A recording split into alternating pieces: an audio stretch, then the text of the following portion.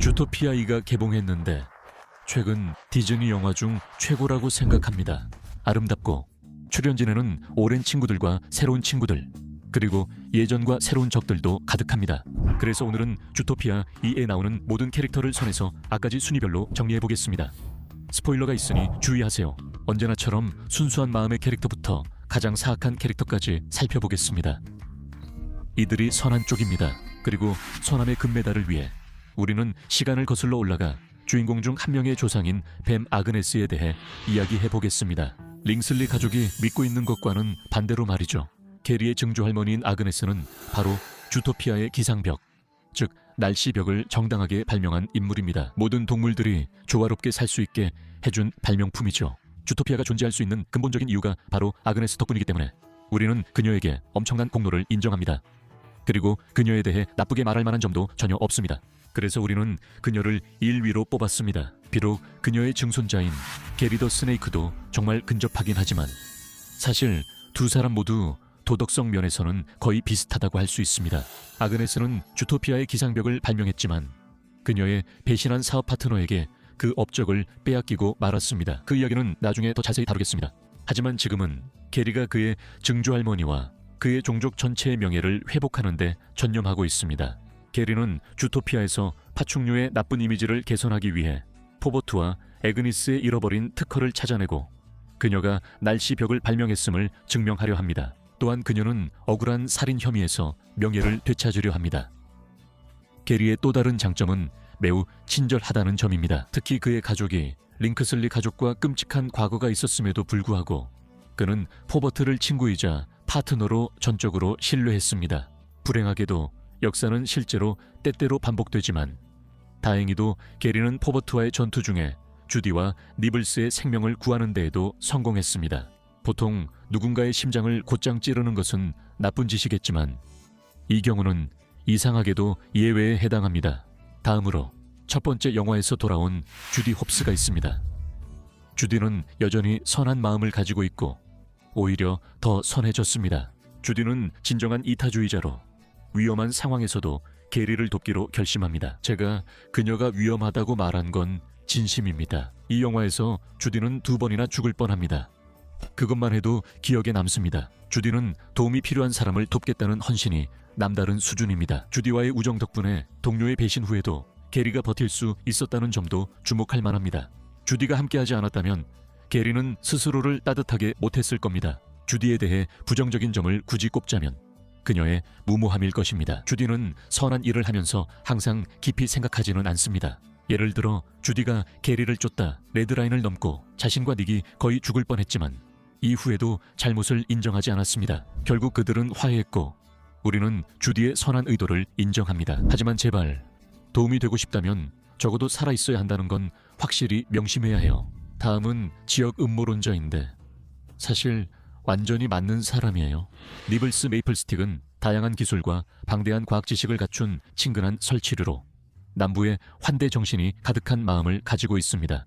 이 모든 게 정말 익숙하게 들리지 않나요? 아무튼 샌디, 아니 니블스는 영화 내내 주인공 팀의 든든한 일원입니다. 그녀는 자신의 공동체에 긍정적인 영향을 줄 뿐만 아니라 닉과 주디가 파충류들과 연락할 수 있도록 도와주고 심지어 함께 따라가기도 했어요.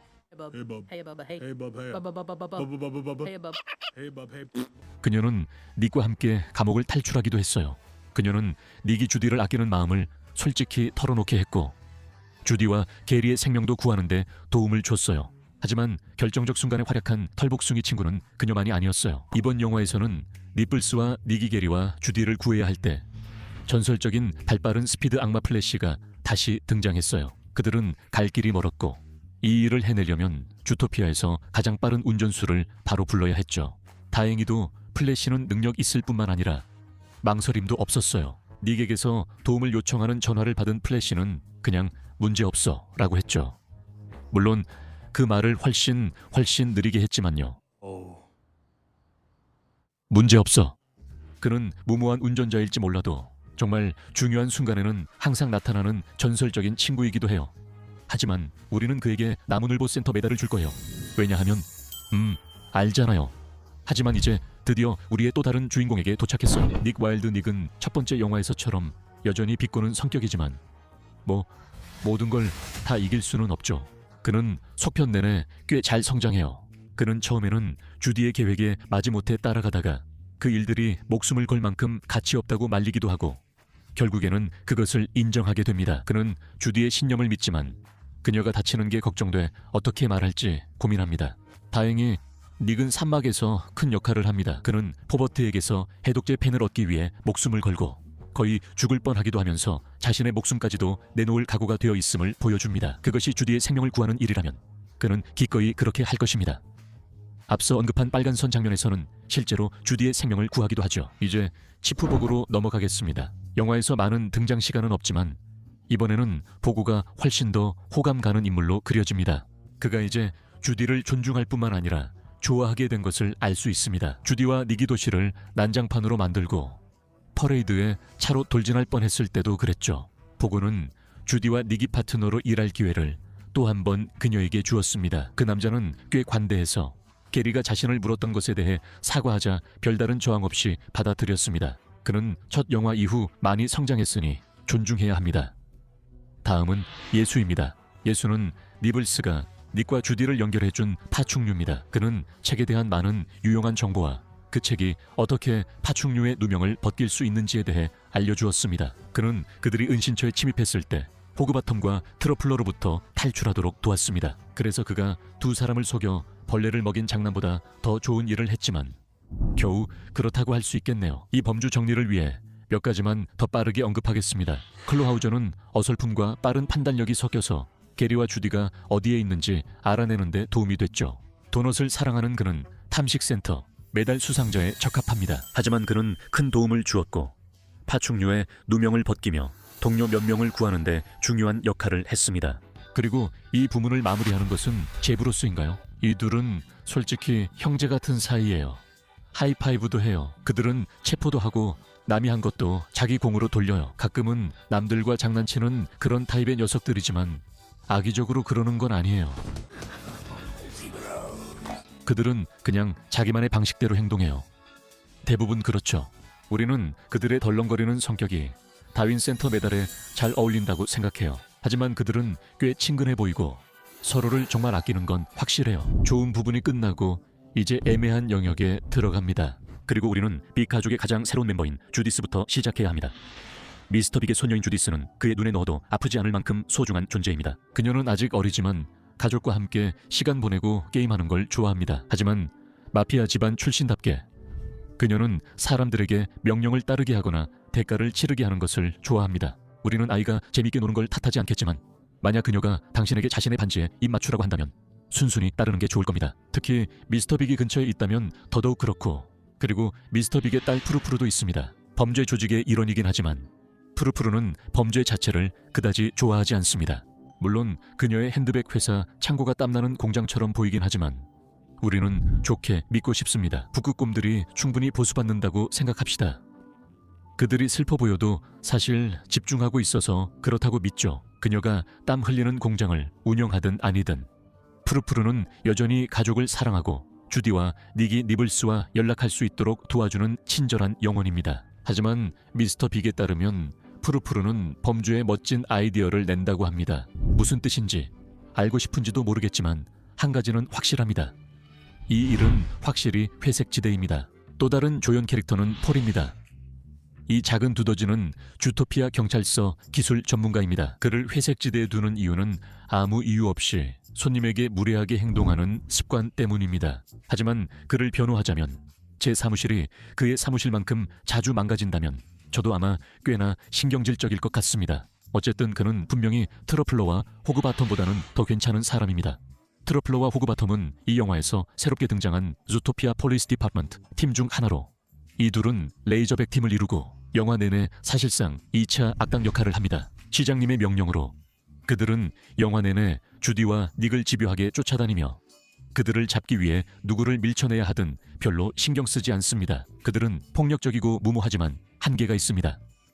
밀튼 링크슬리가 주디에게 치명타를 명령했을 때도 마찬가지였습니다. 그들은 결국 착한 편을 돕지만 여전히 나쁜 일을 더 많이 합니다. 그래도 모두에게 두 번째 기회는 필요하죠. 그런 마음은 브라이언 윈덴서 시장에게도 해당됩니다. 우리는 그를 조 스완슨 말이라고 부르죠. 윈덴서 시장은 주토피아의 새 시장이며 그는 꽤 괜찮은 사람입니다. 안타깝게도 그 친절함은 조금 겉으로만 보이는 것 같아요. 그가 시장이 된 건 링크슬리 가족 덕분임이 드러납니다. 그들은 윈덴서를 시장으로 선택했다고 말합니다. 윈덴서가 일부러 부정한 방법으로 시장이 되었는지는 논란의 여지가 있지만 논란의 여지가 없는 사실도 있습니다. 그는 게리, 닉, 주디를 쫓는 링크슬리 가족을 도왔지만 한편으론 그 가족을 무너뜨리는 데도 기여했습니다. 그가 선의 편으로 돌아왔지만 이미 그를 높이 평가하기엔 늦었습니다. 하지만 실수했다고 영웅이 될 수 없다는 뜻일까요? 우리는 윈드 댄서처럼 아니라고 말합니다. 그리고 이 부분을 마치며 실제 악당 등장 전 가장 크고 강력한 캐릭터를 소개합니다. 미스터 빅은 대가족의 우두머리입니다. 그리고 어린이 영화임에도 불구하고 그의 손에는 분명히 피가 묻어 있습니다. 그는 명예심이 있어 다른 사람이 자신을 존중하면 그들에게도 존중을 보입니다. 그는 닉과 주디를 위해 가짜 신분증과 탈출 경로를 준비해주고 링크슬리 가족이 그들을 쫓기 시작하자 링크슬리 가족은 명예도 없이 사람을 죽인다고 경고합니다. 주인공들을 돕는 것 외에도 그는 범죄를 잠시 미뤄두고 있다는 사실도 있습니다. 주디스의 할아버지가 되는 것, 그것이 그가 이제 가장 중요한 일로 여기는 일입니다. 미스터 빅은 미스터 빅 하트의 줄임말이었습니다. 이제 회색지대 이야기는 끝났으니 마지막 부분으로 넘어가겠습니다. 이 캐릭터들은 나쁘고 사악한 인물들입니다. 먼저 링크슬리 가족 중에서 가장 덜 사악한 포버트 링크슬리입니다. 먼저 제작진이 첫 영화의 반전 악당에 대한 비판을 정말 귀 기울여 들었다는 점을 언급해야겠네요. 저만 그런 건 아니겠지만 포버트가 주디에게 독을 먹이고 게리를 얼어 죽게 했을 때 정말 충격이었어요. 상황을 더 악화시킨 건. 하지만 작가적인 관점에서는 더 좋았던 점은 포버트가 화면에서 더 많은 악행을 저지를 충분한 시간을 가지고 그 일을 했다는 겁니다. 그 남자는 네 주요 영웅을 모두 죽이려 했습니다. 그리고 그는 거의 죽을 뻔한 상황에서도 여전히 그 오래된 뱀의 집에 가려고 했습니다. 아그네스의 특허를 불태워 링크슬리 가문의 거짓 유산을 영원히 짊어지게 하려던 거였죠. 이 모든 걸 보면 포버트는 아무리 겉으로는 친절해 보여도 정말 악한 사람입니다. 그런데 왜 그는 가족 중에서 가장 덜 악하다고 할까요? 솔직히 그 사람에게 안쓰러운 마음이 들어요. 그는 좋은 사람은 아니에요. 하지만 오해 마세요. 주디가 넌 더 나은 사람이 될 수 있어라고 해도 그는 웃기지 마, 싫어라며 그녀를 그냥 내버려 둡니다. 하지만 결국 그는 가족이 자신을 사랑하고 받아주길 바랐을 뿐이에요.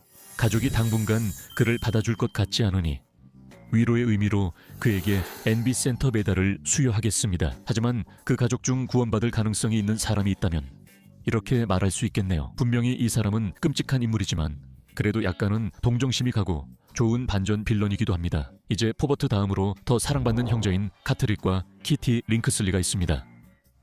사실 이들은 자주 등장하지 않습니다. 이들은 사실상 아버지의 부하 역할만 하고 누가 아버지를 더 많이 도울 수 있는지 끊임없이 다툽니다. 이들은 범죄 조직 보스인 아버지의 인정을 받으려 애쓰며 아버지의 사랑은 누가 범죄를 더 많이 돕느냐에 따라 달라집니다.